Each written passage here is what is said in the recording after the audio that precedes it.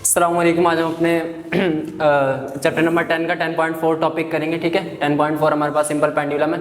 बाकी previous 3 topics हम complete कर चुके हैं और उनकी लिंक्स जो है मैं आपको वीडियो के नीचे शेयर कर दूंगा, लगा दूंगा। ठीक हो गया। अच्छा चले मैं सिंपल पेंडुलम हमारा चैप्टर नंबर 10 का 10.4 टॉपिक है, हम स्टार्ट करते हैं। ठीक है, सिंपल पेंडुलम सोचने के साथ ना सबसे पहले आपके जहन में मैं आपको डायग्रामेटिक तरीके से समझाऊंगा। ठीक है, प्रॉपर डायग्रामेटिक तरीके से, जिस तरह बुक में आपको डायग्राम्स बना के दी हुई है बिल्कुल उसी तरीके से समझाऊंगा। ठीक है, सबसे पहले भैया आपको देखें डायग्राम बना के दी हुई है जब ये मेन पोजीशन में, यानी कि जब ये रेस्ट पोजीशन में। ठीक है, मैं पहले बिल्कुल रेस्ट पोजीशन की डायग्राम बनाता हूँ सिंपल पेंडुलम की। ठीक है, ये आपके पास एक रिजिड बार है। अच्छा, रिजिड बार क्या होती है डायग्राम में ना आपको दिया हुआ है, इसके ऊपर लिखा हुआ है ये एक रिजिड बार है। ठीक है, रिजिड बार। अच्छा जी, रिजिड बार क्या है आपके पास? रिजिड बार वो चीज़ आपके पास जो यानी कि अपनी उसके ऊपर फोर्स लगे भी तो वो अपनी असल कंडीशन में बरकरार रहे। ठीक है, यानी कि वो अपनी कंडीशन चेंज ना करे। जैसे मैं ये मार्कर है, मैं इस पर फोर्स लगाता हूँ। ठीक है, देखो ये अपनी कंडीशन में एज इट इज़ है। ठीक है, मैंने इस पर मजीद फोर्स लगाई, अपनी कंडीशन में एज इट इज़ है, अपनी कंडीशन चेंज नहीं कर रही, अपनी पोजीशन चेंज नहीं, सॉरी कंडीशन चेंज नहीं कर रही, पोजीशन तो चेंज करी, कंडीशन चेंज नहीं कर रही। ठीक है, तो वो क्या होती है आपके पास? रिजिड चीज़ होती है। ठीक है, अच्छा जी आगे चल दिए इसे, इसलिए इसमें क्या लिखा हुआ है? रिजिड बार, यानी जो यहाँ हम स्ट्रिंग लटकाएंगे ना, ठीक है, जो यहाँ हम थ्रेड लटकाएंगे, ठीक है, तो वो क्या करेगा, यानी ये जो रिजिड बार है ये अपनी पोजीशन सॉरी कंडीशन चेंज नहीं करेगी, स्टेट चेंज नहीं करेगी अपनी। ठीक है, अच्छा जी उसके बाद इन्होंने भैया आपको एक इस तरह इसको थोड़ा सही करके बना देते हैं। ठीक है, आपको समझने में आसानी। अच्छा मैं इसको ना इस तरफ बना देता हूँ। ठीक है, फिर दूसरी डायग्राम उस तरफ कर लेंगे।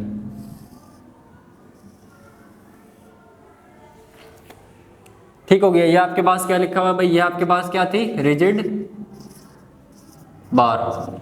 ये आपके पास क्या चीज़ है? Long thread. थ्रेड क्या होता है भाई? धागा होता है। ठीक है, लॉन्ग थ्रेड क्या? धागा, एक लंबा धागा। ठीक है, उसके बाद क्या दिया हुआ है भाई इन्होंने आपको? एक Bob.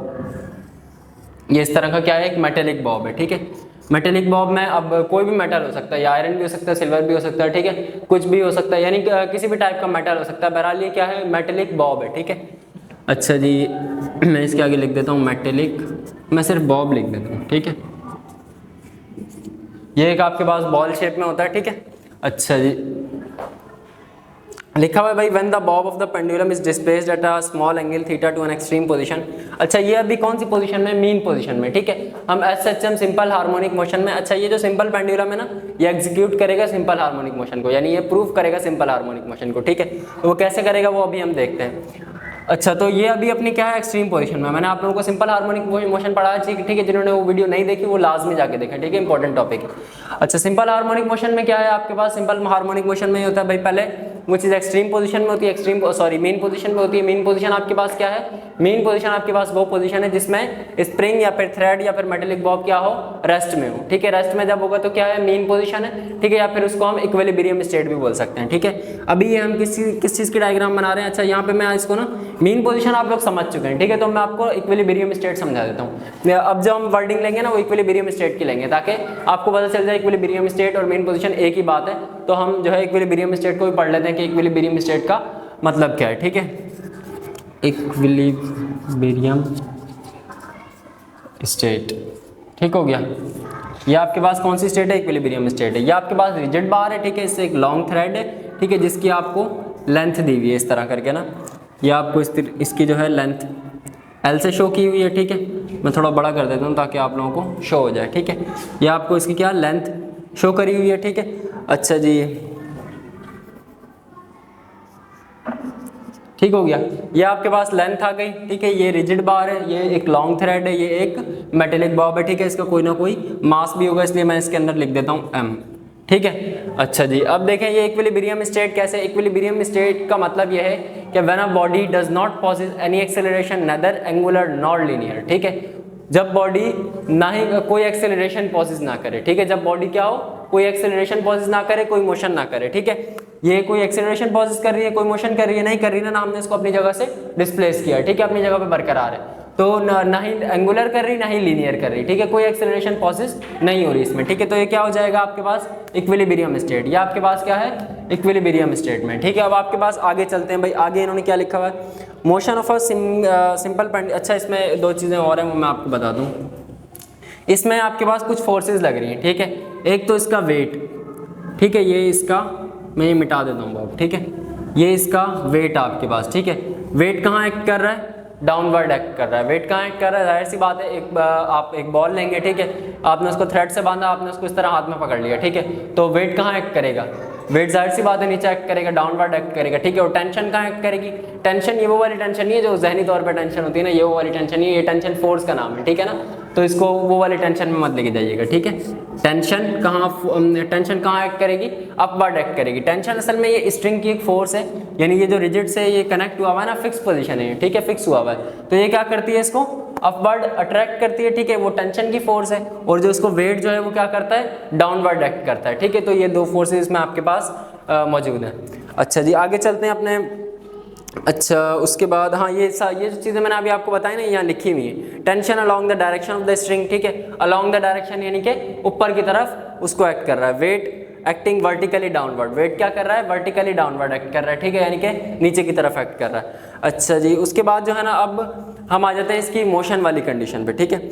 Late us think of an experiment to prove the simple harmonic motion, ठीक है। अच्छा, अब क्या करना है हमने? सिंपल हार्मोनिक मोशन को प्रूव करना है। हम आगे चलते हैं भाई, देखते हैं क्या करना है। ये आपके पास मैं सेम वही डायग्राम अगेन बनाता हूँ, ठीक है। सेम वही डायग्राम नहीं, मतलब सेम वही रिजिड बार में आपके पास ड्रॉ की, ठीक है। सेम आपके पास ये थ्रेड आ गया, ठीक हो गया। ये इसकी आपके पास लेंथ आ गई, मैं इसको ठीक करके लिख देता हूँ। ये इसकी आपके पास लेंथ आ गई, ठीक हो गया। उसके बाद ये एक आ गया आपके पास मेटेलिक बॉब। अच्छा, इन्होंने जो है ना वो लेंथ जो है ना, ये बॉब के रेडियस तक ली हुई है, ठीक है। इन्होंने लेंथ कहाँ ली हुई है? बॉब के रेडियस तक ली हुई है। रेडियस क्या होता है? सर्कल का हाफ होता है, ठीक है। अच्छा जी, ये कहाँ तक ली हुई है इन्होंने? बॉब के रेडियस तक। बेसिकली हम लेते कहाँ तक हैं? बॉब बहुत छोटा सा होता है, ठीक है, तो ना कभी कभी उसका मैथमेटिकली यानी उसका वो निकालना, रेडियस निकालना बहुत टिपिकल हो जाता है, मुश्किल हो जाता है, ठीक है। तो हम जो लेंथ लेते हैं ना वो यहाँ तक लेते हैं, ठीक है, हम यहाँ तक लेंथ लेते हैं। लेकिन अभी इन्होंने बुक के अकॉर्डिंग कहाँ तक दिया हुआ है? बॉब के रेडियस तक दिया हुआ है, तो हम भी यहीं तक लेंगे, ठीक है। बुक को फॉलो करना है, ठीक है, टेक्स्ट बुक है हमारे सिलेबस के अकॉर्डिंग है, तो हम इसी को फॉलो करेंगे, ठीक है। अच्छा जी, आगे चलते हैं भाई। अब क्या हुआ देखो, ये आपके पास एक बॉब है, ठीक है, सेम वही कंडीशन जो अभी तक यहाँ पे थी। वेट डाउनवर्ड एक्ट कर रहा है, टेंशन अपवर्ड एक्ट कर रही है, सेम वही अभी तक, ठीक है, अभी तक ये सेम वही कंडीशन है, कोई चेंजिंग नहीं है। अब क्या होता है भाई, अब मैंने इसको क्या किया? बॉल को पकड़ के मैंने ऐसे, देखो ये बॉल है, मैंने इसको पकड़ा, ठीक है, और मैं इसको ऐसे लेके आ गया आगे, ठीक है, मैं इसको यहाँ तक कंटिन्यू पकड़ लिया, ठीक है। अब क्या होगा भाई, अब ये बॉल आ गई यहाँ पे, ठीक है। अब भी यहाँ पे वेट क्या है? डाउनवर्ड एक्ट कर रहा है, टेंशन क्या है? अपवर्ड एक्ट कर रही है, ठीक है, अभी तक। अच्छा जी, अब ये किस तरह मोशन करेगा? मैं इसको ना थोड़ा ठीक करके बना देता हूँ। विजिबिलिटी मैटर करती है ना, जब विजिबल नहीं होगा तो फिर आप लोगों को फ़ायदा, ठीक है। अब देखो ऐसा तो होगा नहीं कि ये यहाँ तक आया, ठीक है, यहाँ तक आया और यहाँ पे आके रुक गया, ऐसा तो नहीं हो सकता ना। अच्छा, ये इसकी क्या पोजीशन थी? मेन पोजीशन या फिर इक्विलिब्रियम स्टेट, ठीक है। अब ये कहाँ पे आ गया? एक्सट्रीम पोजीशन पे, ठीक है। मैं यहाँ क्या लिख देता हूँ? एक्सट्रीम, सिर्फ ही लिख देता हूँ, ठीक है, इससे आप लोग समझ जाइएगा ये कौन सी पोजीशन है? एक्सट्रीम पोजीशन है, ठीक है। मेन पोजीशन से कहाँ पे आ गया? एक्सट्रीम पोजीशन पे आ गया। अब देखें, मैंने इसको यहाँ पे लाया, फिर मैंने इसको क्या कर दिया? लीव कर दिया, छोड़ दिया। अब ये कंटिन्यू मोशन करता रहेगा, यहाँ पे आके रुक तो नहीं जाएगा ना, जाहिर सी बात है आगे क्या करेगा? ट्रैवल करेगा, ठीक है, आगे ट्रैवल करेगा। ये इसकी मेन पोजीशन है। अच्छा, फिर क्या होगा भाई? फिर मैं एक और यहाँ पे बना देता हूँ, ठीक है।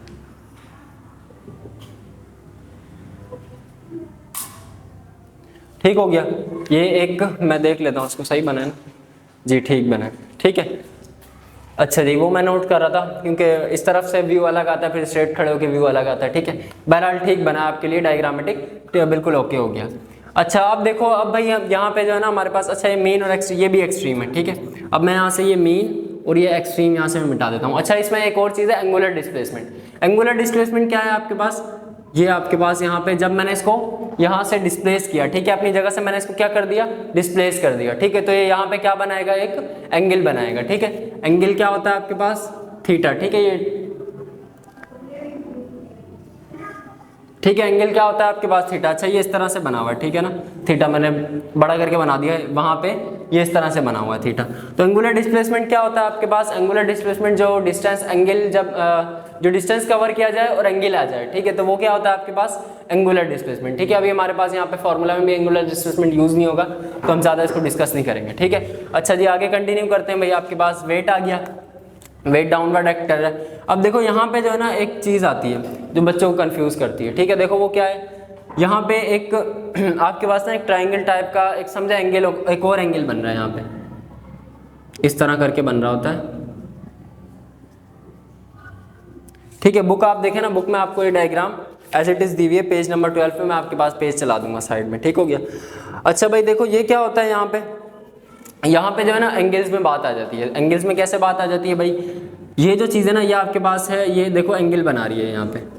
ठीक है, ये यहाँ पे परपेंडिकुलर है, इससे ये क्या कर रही है यहाँ पे एंगल बना रही है। ठीक है, ये देखें ये क्या है, इससे परपेंडिकुलर है। ठीक है, और ये क्या बना रही है, एंगल बना रही है। ठीक है, अच्छा जी अब देखो भाई ये आपके पास हो जाएगा कॉस थीटा और साइन थीटा। ठीक है, कॉस थीटा कहाँ होता है एक्स एक्सिस पे, साइन थीटा कहाँ होता है वाई एक्सिस पे। हमने यही पढ़ा है ना कंपोनेंट को जब तोड़ते हैं, कंपोनेंट को तोड़ना है हमने, किसको तोड़ना है डब्ल्यू में, डब्ल्यू को जो है ना दो कंपोनेंट्स में तोड़ना है, कॉस थीटा में और साइन थीटा में। ठीक है, दो कंपोनेंट्स में तोड़ना है। तो ये आपके पास हो जाएगा डब्ल्यू कॉस थीटा। ठीक है, हाँ डब्ल्यू कॉस थीटा, और ये आपके पास हो जाएगा डब्ल्यू साइन थीटा। ठीक हो गया। अच्छा जी अब देखिए भाई, अब जो है ना आपके पास एक चीज़ है कि ये जो मोशन करता है ये एक पैरेलल यानी कि हॉरिजॉन्टल एक्सिस में ही क्यों करता है। ठीक है, यानी कि एक्स एक्सिस में ही क्यों करता है, ये अपवर्ड और डाउनवर्ड क्यों मोशन नहीं करता। ठीक है, वो क्यों मोशन नहीं करता भाई, देखिए ये टेंशन की फोर्स लग रही है अपवर्ड, ठीक है, फिर नीचे वेट फोर्स लग रही है, तो ये फोर्स और ये फोर्स इसको क्या कर देती है कैंसिल। जब दो फोर्स देखें, 4 न्यूटन की फोर्स मैं लगा रहा हूँ, 4 न्यूटन की फोर्स आप सामने से लगा रहे हैं। ठीक है, दोनों फोर्सेस क्या हो जाएंगी आपस में इक्वल हो जाएंगी, कैंसिल आउट हो जाएंगी, जीरो हो जाएंगी। ठीक है, तो इसी तरह से क्या होता है, ये दोनों फोर्सेस एक दूसरे को क्या कर देती हैं, कैंसिल आउट कर देती हैं, और हमारे पास मजीद कोई फोर्स नहीं आती। ठीक है, तो ये आपके पास क्या हो गया, सिंपल पेंडुलम का टॉपिक हो गया। ठीक है, यही कुछ इसमें लिखा हुआ था। अब जो इसमें इंग्लिश में वर्डिंग लिखी हुई है, अच्छा सॉरी बात मैंने कंप्लीट नहीं की। अब एक चीज़ है आपके पास कि हमने इसमें ये कहाँ प्रूव हुआ कि ये सिंपल हार्मोनिक मोशन को कंटेन करता है या फिर उसको प्रूव करता है। तो भाई देखो बुक में जो है ना आपको ये फार्मूला नहीं लिख के दिया हुआ, बुक में आपको डायरेक्ट फार्मूला लिख के दिया हुआ है। मैं आपको एक चीज़ बताता हूँ, A is equals to minus g upon l x. ठीक है, ये भी एक फार्मूला है। ठीक है, सिंपल पेंडुलम का ये, ठीक है, सिंपल पेंडुलम से रिलेट करता है। अब देखो जी भी आपको पता है क्या है, कांस्टेंट है। ठीक है, लेंथ भी आपको पता है क्या है, कांस्टेंट है। ठीक है, देखो लेंथ कांस्टेंट कैसे है, जी तो आपको पता है ग्रेविटी कांस्टेंट ही होती है, 9.8 होती है। ठीक है, अर्थ के सरफेस पे ग्रेविटी 9.8 होती है। लेंथ कैसे कांस्टेंट है, लेंथ इस तरह कांस्टेंट है, या आपने एक बार रिजिड बार ले ली, लेंथ लगा दी उस पर, अब बार बार आप इसको काट के छोटा तो नहीं करोगे ना। ठीक है, इसी तरीके से चलता रहेगा, आप बस क्या करोगे, इसकी ऑस्किलेशंस काउंट करोगे। ठीक है, जब इसका प्रैक्टिकल करते हैं ना तो हम इसमें क्या करते हैं, ऑस्किलेशंस काउंट करते हैं, टाइम पीरियड काउंट करते हैं कि एक तरफ से दूसरी तरफ जाने तक कितना टाइम ले रहा है। ठीक है, और फिर यानी कि ये एक ऑस्किलेशन कंप्लीट हो जाती है, यहाँ से यहाँ तक कितना आने में आपको पता है ना, एक वेव कंप्लीट होने में जितना टाइम लगता है वो क्या कहलाता है, टाइम पीरियड कहलाता है। ठीक है, अच्छा तो ये आपके पास क्या चीज़ है, ये दोनों क्या है आपके पास कांस्टेंट है, तो इसकी जगह हम क्या लिख देते हैं भाई, माइनस कांस्टेंट। ठीक है, मैं ये सही से लिख देता हूँ, माइनस कांस्टेंट और ये एक्स अपनी जगह पे। ठीक है, अच्छा जी अब कांस्टेंट क्या, अब हमने कांस्टेंट क्या यूज़ किया था सिंपल हार्मोनिक मोशन में, हमने क्या यूज़ किया था, के यूज़ किया था। ठीक है, a is equals to minus k x. ठीक है, तो सिंपल हार्मोनिक मोशन भी तो यही था ना हमारे पास। सिंपल हार्मोनिक मोशन आप जाएं पीछे मेरी वीडियो देख लें, इस पर मौजूद है पूरी वीडियो। ठीक है, सिंपल हार्मोनिक मोशन भी हमारे पास क्या था, के एक्स था। ठीक है, a इज इक्वल्स टू यानी acceleration is equals to sorry यहाँ डायरेक्टली प्रोपोर्शनल आएगा।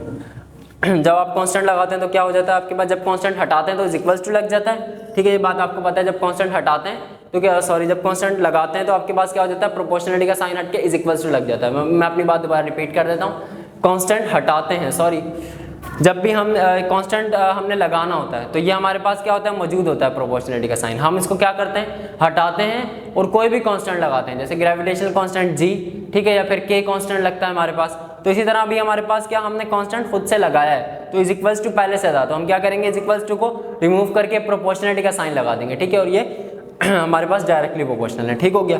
अच्छा तो इस तरह से ये क्या करता है, सिंपल हार्मोनिक मोशन को एग्जीक्यूट करता है। अच्छा अब जो है ना इसके दो न्यूमेरिकल हैं आपके पास, वर्क एग्जांपल्स दी हुई हैं। अच्छा इसका एक टाइम पीरियड का फॉर्मूला है, t is equals to 2 pi L upon g. ठीक है, ये क्या है, इसका टाइम पीरियड का फॉर्मूला है। ठीक है, इसको याद कर लें, बहुत इंपॉर्टेंट है ये। अच्छा, ये जो पूरा टॉपिक हमने समझा है बहुत इंपॉर्टेंट है, एप्टीट्यूड टेस्ट के लिए भी इंपॉर्टेंट है, और वैसे आपके first year second year topic के लिए भी आपके पास मोस्ट इंपॉर्टेंट है। ठीक है, अगर आपको फिर भी मजीद कोई क्वेश्चन हो, मजीद में कोई क्लासिफिकेशन आपको चाहिए हो, तो आप मुझे कमेंट सेक्शन में कमेंट करें, आपके पास नंबर नीचे शो होता है, आप मुझे मैसेज करें, मैं आपको मजीद क्लासिफिकेशन दे दूंगा। ठीक, अच्छा भाई, हमने सिंपल पेंडुलम अपना पूरा टॉपिक कवर कर लिया। ठीक है, अब इसके दो न्यूमेरिकल्स हैं हमारे पास, हम वो फटाफट जो है क्या कर लेते हैं, कंप्लीट कर लेते हैं। ठीक है, वर्क एग्जाम्पल है हमारे पास, वर्क एग्जाम्पल नंबर 3 है। अच्छा, वर्क एग्जाम्पल नंबर 1 मैंने करवा दी थी, वर्क एग्जाम्पल नंबर 2 अगर आप लोग देखें ना मेरी पुरानी वीडियो, तो उसमें मैंने लिखा हुआ डू कंप्लीट होमवर्क।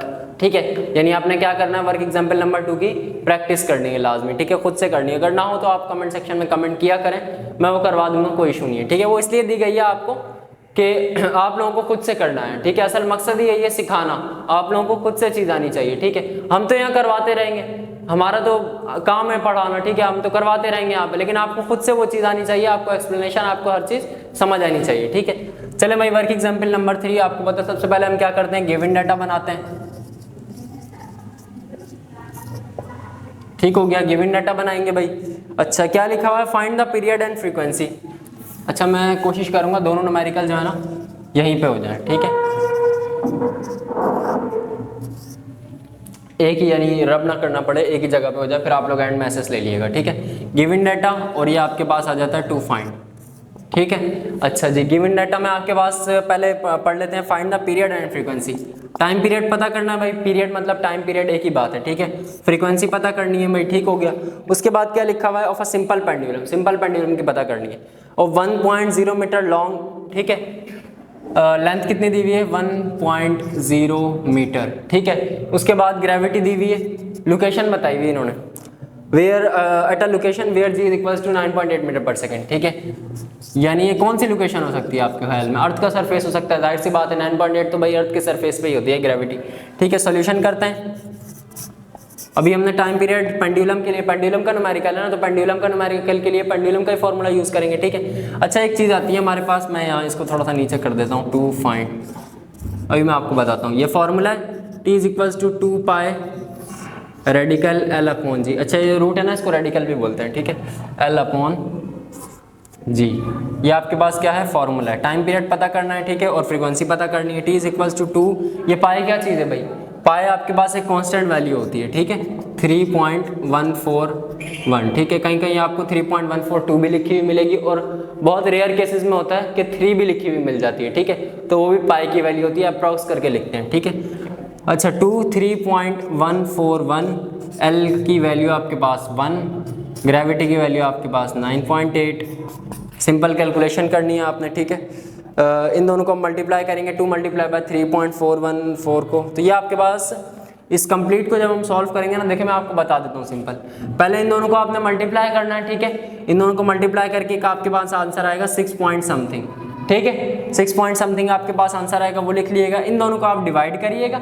ठीक है, और फिर पहले रूट में से निकालिएगा। ठीक है, इन दोनों को डिवाइड करके पहले रूट में से निकालिएगा, डायरेक्ट मल्टीप्लाई ना करा दिएगा, ऐसे मल्टीप्लाई नहीं होता। ठीक है, पहले रूट से निकालिएगा, बाद में फिर इससे क्या करवा दिएगा, मल्टीप्लाई करा दिएगा। तो आपके पास टाइम पीरियड का आंसर आएगा 2.01 सेकेंड। ठीक है, यानी एक ऑस्किलेशन कंप्लीट होने में कितना टाइम लग रहा है, 2.01 सेकेंड लग रहे हैं। ठीक है, सेकेंड चीज़ आपके पास क्या है, फ्रीक्वेंसी है। ठीक है, फ्रीक्वेंसी पता कर लेते हैं।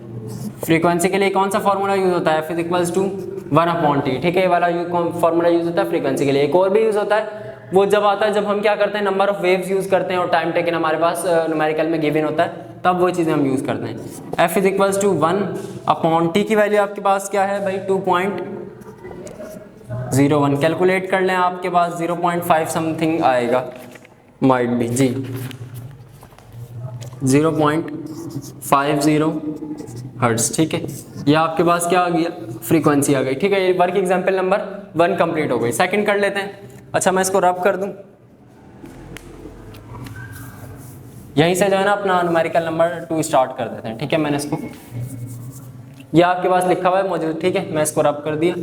यहीं से अपना न्यूमेरिकल नंबर 2 स्टार्ट कर लेते हैं, यानी वर्क एग्जाम्पल नंबर 4। ठीक हो गया। अच्छा जी, वर्क एग्जाम्पल नंबर 4 में भाई हमारे पास क्या बोला हुआ है, हम देख लेते हैं। पेज में आपके पास साइड में चला दूंगा, पेज नंबर वैसे इसका 14 है। पेंडुलम क्लॉक्स, पेंडुलम क्लॉक्स आपने पुराने ज़माने की घड़ियाँ देखी हैं, वो उसमें ना इस तरह का ऐसे घड़ी होती है, ठीक है, पूरी इस तरह वॉल क्लॉक होती है, ठीक है, और जो है ना इसमें उस तरह का पेंडुलम लगा हुआ होता है। जैसे ही 12 बजते हैं ना, वो क्या होता है, या तो हर घंटे बाद या तो 12 बजने भी वो सेट होती है, वो क्या करती है, इस तरह हिलना शुरू कर देती है, ठीक है। पुराने ज़माने की घड़ियाँ आप देखेंगे ना किसी म्यूजियम वगैरह में चले जाएँ, या आपको कोई पुराना मतलब आपके नानी दादा दादी हो ना, तो उनके पास ये होगी, ठीक है। तो क्या होता है, ये आपके पास पेंडुलम क्लॉक होती है, ठीक है। ओल्ड फैशन क्लॉक्स भी बोलते हैं इसको। अच्छा, पेंडुलम क्लॉक है आपके पास with a pendulum measuring out the passing of a second. How long of a pendulum is required, have a period of 1 second, J is equals to. अच्छा भाई पहले गिवन डाटा बना देते हैं। अब पता है इसमें हमसे ना एक और चीज़ पूछ ली, यानी पहले हमसे क्या पूछा हुआ था, टाइम पीरियड और फ्रीक्वेंसी पूछा हुआ था। अब वो हमसे बोल रहे हैं आप हमें ये बताओ कि ये तो है आपके पास एक क्लॉक ओल्ड फैशन, ठीक है, यानी पेंडुलम क्लॉक्स। अब वो आपसे पूछ रहे हैं कि ये जो है ना 1 सेकंड टाइम पीरियड आपको बता दिया, 1 सेकंड में आपके पास एक ऑस्किलेशन कंप्लीट करता है, ठीक है, ये जो ओल्ड फैशन क्लॉक है, ठीक है, पेंडुलम क्लॉक जो है। तो अब आप हमें ये बताएं कि ये जो रिजिड है, यानी ये जो लेंथ है, थ्रेड लेंथ जो है आपके पास, ये कितनी है, ये आप हमें बता दें, यानी ये कितनी हमें रखनी चाहिए जब 1 सेकंड में एक ऑस्किलेशन कंप्लीट हो, ठीक है, ये आपने क्या करना है, बताना है, ठीक है। अच्छा, यानी उसका बिल्कुल अपोजिट ही पूछ लिया हमसे, पहले टाइम पीरियड पूछा था, बिल्कुल अलग चीज़ पूछ ली। ग्रेविटी भी गिवन है 9.8 मीटर पर सेकेंड, ठीक है। टू फाइंड पाई की वैल्यू कांस्टेंट होती है, हम खुद लिख लेते हैं, कहीं जो है ना खुद से गिवन होती है, अगर ना भी गिवन है तो हमने लिखनी तो है पाई की वैल्यू, ठीक हो गया। ये आपके पास क्या आ गई 3.141, पाई की वैल्यू आ गई। फाइंड क्या करना है, लेंथ फाइंड करनी है, ठीक है। सॉल्यूशन पे आ जाते हैं, ठीक है। सॉल्यूशन में अपना फॉर्मूला लिखेंगे, t इज इक्वल्स टू 2 पाई और l अपॉन जी, ठीक है। अच्छा जी, t की वैल्यू क्या है भाई 1, t की वैल्यू आपके पास क्या दी हुई है 1 सेकेंड, आपको t की वैल्यू दी हुई है, ठीक हो गया। इज इक्वल्स टू 2 पाई की वैल्यू 3.141, l आपको पता करना है, g की वैल्यू आपके पास क्या है, g की वैल्यू आपके पास, अच्छा एक काम करते हैं, मैंने एक चीज़ नोट नहीं करी, सॉरी, पहले वैल्यूज़ नहीं पुट कराते, देखो हमें क्या पता करना है, एल पता करना है, ठीक है, यानी कि लेंथ पता करनी है, ठीक है। अब हमारे पास ये तो रूट में, तो रूट से बाहर तो नहीं आएगा ऐसे, तो पहले क्या कर लेते हैं, स्क्वायरिंग ऑन बोथ साइड कर लेते हैं, ठीक है, रूट को ख़त्म कर लेते हैं, स्क्वायरिंग ऑन बोथ साइड, ठीक है। अच्छा, ये मैंने शॉर्ट फॉर्म में लिखा, आप लोग पूरा लिखिएगा, squaring on both side. Time period के ऊपर स्क्वायर आ गया, 2 पाई के ऊपर स्क्वायर आ गया, इस पूरी चीज़ के ऊपर एक अलग से स्क्वायर आ गया, ठीक है, एल अपॉन जी, ये स्क्वायर सबके साथ है, ठीक है, रूट के ऊपर भी है, 2 के ऊपर भी है और एल अपॉन जी के ऊपर भी है, ठीक है। बाकी का हम यहाँ कंटिन्यू कर लेते हैं, ठीक है, ये आप लोग देख लें ठीक से। टी के ऊपर भी है स्क्वायर 2 पाई और एल अपॉन जी के ऊपर भी पूरा स्क्वायर है। अच्छा, टी के ऊपर स्क्वायर करेंगे तो ये क्या हो जाएगा भाई 1 के ऊपर स्क्वायर आ जाएगा, ठीक है। उसके बाद इज इक्वल्स टू, क्योंकि टी की वैल्यू क्या है आप देख सकते हैं, टी की वैल्यू क्या है 1 है, ठीक है। उसके बाद 2 के ऊपर स्क्वायर करेंगे क्या हो जाएगा 4, 3.141 के ऊपर भी स्क्वायर करना पड़ेगा, ठीक है, क्योंकि पाई की वैल्यू क्या है, पाई की वैल्यू 3.141 है और पाई के ऊपर भी क्या आ रहा है स्क्वायर आ रहा है, और ये स्क्वायर से रूट क्या हो जाएगा कैंसिल हो जाएगा, तो एल अपॉन जी आपके पास एज इट इज आ जाएगा। एल की वैल्यू आपने क्या करनी है पता करनी है, जी की वैल्यू आपको पता है जो कि क्या है 9.8, ठीक है। अच्छा जी, अब देखो भाई अब क्या कर लेते हैं, अरेंजिंग कर लेते हैं। 1 अपनी जगह पे ऐसे ही रहेगा, ठीक है। 9.8 यहाँ पे क्या हो रहा है डिवाइड हो रहा है, इधर आके क्या हो जाएगा मल्टीप्लाई हो जाएगा। 9.8 क्या हो रहा है उधर डिवाइड हो रहा है, ठीक है, एल के साथ, इधर आके क्या हो जाएगा मल्टीप्लाई हो जाएगा। 4 और 3.141 के ऊपर स्क्वायर, दोनों चीज़ें उधर क्या हो रही है मल्टीप्लाई हो रही है, इधर आके क्या हो जाएंगी डिवाइड हो जाएंगी। 4 3.141 के ऊपर स्क्वायर, ठीक है। अच्छा, मल्टीप्लाई डालें या फिर ब्रैकेट्स डालें एक ही बात है, ठीक है। और एल यहाँ पे क्या हो जाएगा अकेला रह जाएगा, ठीक है। इस पूरे की जब आप कैलकुलेशन करेंगे तो आपके पास इसकी वैल्यू आएगी 0.25 मीटर, ठीक है, 0.25 मीटर, ठीक है। आप लोग इसकी कैलकुलेशन करके देख लीजिएगा कंटिन्यू, ठीक है। अच्छा, तो अब हमें इससे क्या पता चला है, यानी ये जो हमारे पास लेंथ था, ये जो हमारे पास लेंथ थी, ठीक है, वो कितनी होनी चाहिए हमारे पास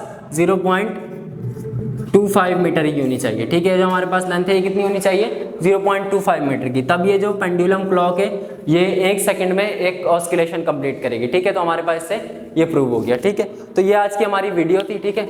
अगर आपको, उम्मीद करता हूँ आपको पसंद आई होगी, ठीक है। इसको लाइक करें, शेयर करें और सब्सक्राइब जरूर कर दिया करें, ठीक है, ताकि आपके पास हमारी हर आने वाली वीडियो का नोटिफिकेशन मिलता रहे, ठीक है। अल्लाह हाफिज़। Thanks for watching.